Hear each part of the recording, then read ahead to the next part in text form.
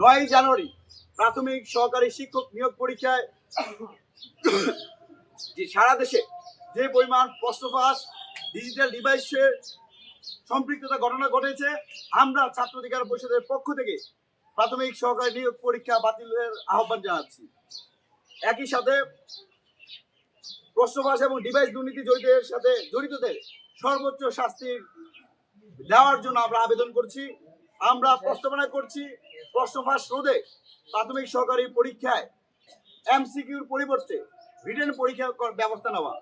একই সাথে শহীদ ওসমান হাদি হত্যা, ঢাকা বিশ্ববিদ্যালয়ের শিক্ষার্থী সাম্য হত্যা, যুব স্বেচ্ছাসেবক দল নেতা মোসাব্বের সহ যে সকল গুম খুন হত্যার ঘটনা করেছে, প্রত্যেকটা হত্যা আমরা বিচারের দাবি জানাচ্ছি।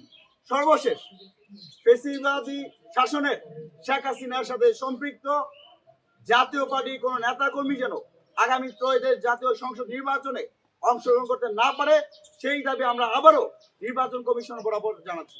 ধন্যবাদ সবাই।